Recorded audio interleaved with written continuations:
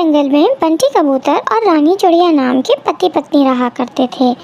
एक दिन रानी चिड़िया और बंटी में झगड़ा शुरू हो जाता है। अभी तक तो मैं चुप था, लेकिन तुमने फिर से एक लड़की को जन्म दे दिया। अब मैं तुम्हारी तीनों बेटियों का खर्च नहीं उठा सकता।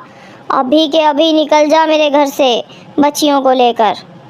कहाँ जाऊंगी? ये तीनों बच्चियाँ तुम्हारी हैं। तुम्हारा दिल आज इतना पत्थर क्यों हो गया है?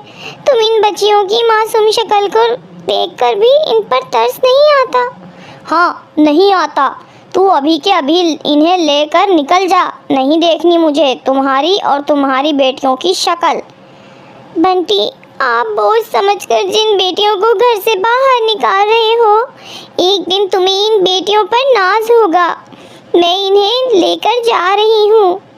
अगर तुम्हें इतराज़ ना हो तो मैं तुम्हारे पास वाले पेड़ पर झोपड़ी बनाकर उसमें रहना चाहती हूँ। जाकर रहे, मुझसे कोई बात का मतलब नहीं रखना। रानी चिड़िया उस पेड़ पर झोपड़ी बनाकर उसमें रहने लगती है और पड़ोस के घरों में झाड़ू पोछा का काम करने लगती है। एक दिन, माँ, बहुत ज़ोरों की भूख लग रही है, कुछ खाने को दे दो। अच्छा बेटा, तुम लोग यहीं बैठ जाओ, मैं अभी तुम लोगों को खाना देती हूँ। रानी चिड़िया अपनी तीनों बेटियों को खाना खाने के लिए देती है। माँ, आप रोज़ रोज़ सूखी रोटी ही देती हो खाने को। जब हम पापा के घर थे तब हमें खिचड़ी भी मिलती थी खाने को। माँ, पापा ने हम लोगों को घर से क्यों निकाल दिया? क्या बताऊँ बेटी, पापा ने हम लोगों को क्यों घर से निकाल दिया? तुम लोग जल्दी जल्दी खाना खा लो, मैं कल तुम लोगों को किसी तरह खिचड़ी बनाकर खिलाऊंगी। रात में सभी सो जाती हैं, लेकिन रानी चिड़िया की आंखों में नींद नहीं थी। तभी उसके पास उसकी सहेली का फ़ोन आता है। अरे रानी चिड़िया, आजकल तुम कहाँ हो? बहुत ढूंढते ढूंढते तुम्हारा नंबर मिला। क्या बताऊँ, आजकल मैं बहुत मुसीबत में हूँ। मेरे पति ने मुझे 3 बेटी होने की सज़ा दी है। मुझे मेरी बेटियों के साथ घर से बाहर निकाल दिया है और मुझसे पूरी तरह से रिश्ता तोड़ लिया है। रानी चिड़िया, तू कल मुझसे मिल। मैंने गरीब लोगों के लिए एक सिलाई सेंटर खोला है। तू कल से मेरे इस सिलाई सेंटर की देखभाल करना शुरू कर दे और इस काम के लिए मैं तुम्हें अच्छा खासा बाजरा और अनाज दूंगी। तू क्या कहती है? कल से तू आ रही है ना? हाँ, मैं कल आ रही हूँ बुलबुल। तूने मेरे मुश्किल समय में मेरा साथ दिया। पहले दिन से रानी चिड़िया सिलाई सेंटर को संभालने लगती है। कुछ ही दिनों में रानी चिड़िया अपनी बेटियों के एडमिशन एक अच्छे स्कूल में करा देती है। माँ, ये देखिए, हम तीनों अपनी अपनी क्लास में फर्स्ट आए हैं। हाँ बेटा, तुम इसी तरह मन लगाकर पढ़ना और एक दिन अपने माँ बाप का नाम रोशन करना। कुछ सालों बाद रानी चिड़िया की तीनों बेटियां पुलिस अफसर बन जाती हैं और अपनी माँ के साथ खुशी खुशी रहने लगती। गुजरात के जंगल में पतलू कौवा अपनी पत्नी रानी चिड़िया के साथ रहता था। रानी चिड़िया पतलू कौवे के साथ चाय बेचा करती थी। जब रानी चिड़िया बेटी की माँ बनी तब उसने एक दिन अपने पति से कहा, सुनो जी, अपना परिवार अब बड़ा हो गया है। जैसे जैसे बेटी बड़ी होगी खर्च भी बढ़ेगा, तो मैं सोच रही थी क्यों ना हम अपना काम बढ़ा दें। रानी चिड़िया, तुम्हारी बात तो सही है।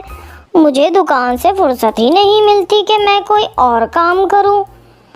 पति जी, मुझे ना स्वादिष्ट पनीर छोले भटूरे बनाने आते हैं। क्यों ना हम पनीर छोले भटूरे भी अपनी दुकान पर बेचें? हम शुद्ध दूध के बनाए हुए पनीर से पनीर छोले भटूरे बनाएंगे। ठीक है रानी चिड़िया, तेरा मन है तो हम शुरू करते हैं। अगले दिन सुबह सुबह रानी चिड़िया ने पनीर बनाया। फिर उस पनीर से स्वादिष्ट पनीर छोले भटूरे बनाकर पति की दुकान पर बेचने गई। भाई साहब, चाय के साथ साथ मेरी पत्नी के हाथ का बना हुआ शुद्ध पनीर छोले भटूरे भी खाएं। एक बार खाओगे तो बार बार खाओगे।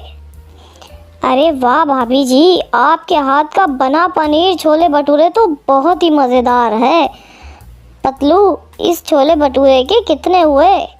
भाई साहब, हम अपने ग्राहकों को मुफ्त में आज छोले भटूरे खिला रहे हैं। पक्षियों की खुशी में ही हमारी खुशी है। आप कल से पनीर छोले भटूरे के पैसे दे दीजिएगा। वैसे मैंने एक प्लेट छोले भटूरे 25 रुपये प्लेट रखी है।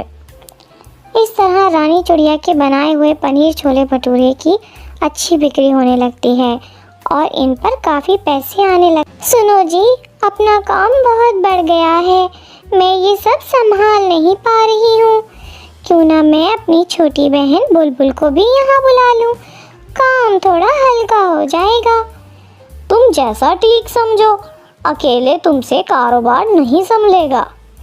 बुलबुल रानी चिड़िया को घर आ जाती है, पर बुलबुल छोले भटूरे की बिक्री देखकर अपनी बहन से जलने लगती है। अरे बाप रे, इस रानी चिड़िया की कमाई का महीना 1 लाख से कम तो नहीं होगा। मैं कुछ ऐसा करूँगी कि एक दिन रानी चिड़िया जेल में होगी, फिर मैं पतलू जी से शादी कर लूँगी और सारी जायदाद मेरी हो जाएगी, छोले भटूरे की दुकान भी। रानी चिड़िया और पतलू दुकान जाने की तैयारी कर रहे थे, तभी उनकी गाय ज़ोर ज़ोर से चीखने लगती है। बुलबुल जाकर देख, ये हमारी गाय इतना क्यों चिल्ला रही है।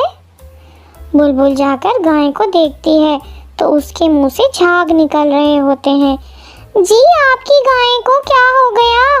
दीदी, इसके मुंह से तो झाग निकल रहे हैं। बुलबुल की आवाज़ सुनकर दोनों पति पत्नी वहाँ आ जाते हैं। ये मेरी गाय को क्या हो गया? लगता है जहरीली चीज़ गलती से इसने खा ली है। अब मैं पनीर कैसे बनाऊंगी? गाय वहीं मर जाती है और अब पतलू की दुकान पर पनीर छोले भटूरे बिकना बंद हो जाते हैं और वहीं पक्षियों की भी छोले भटूरे की डिमांड बढ़ती जा रही थी। दीदी, एक काम करो, मैं जान पहचान वाला एक हलवाई है, उससे तुम्हें सस्ता पनीर दिलवा देती हूँ, तुम छोले भटूरे बनाकर बेच दिया करना। रानी चिड़िया ना चाहते हुए भी सस्ते पनीर से छोले भटूरे बनाने लगती है और अपने ग्राहक पक्षियों को खिलाने लगती है। लेकिन सस्ता केमिकल वाला पनीर छोले भटूरे खाकर पक्षी बीमार पड़ने लगते हैं। पुलिस रानी चिड़िया को पकड़कर जेल में डाल देती है। तभी बुलबुल खुश होकर बोलती है, अब तो ज़िंदगी भर जेल में सड़ती रहेगी और मैं पतलू जी से शादी करूँगी और सारी जायदाद अपने नाम करा लूँगी। मैंने जानबूझकर सस्ता केमिकल वाला पनीर तुझे दिलवाया था, ये सब मेरा प्लान था, मैंने ही तेरी गाय को जहर दिया था। तो बुलबुल कबूतरी की सारी बातें वहाँ खड़ी चिंकी सुन लेती है।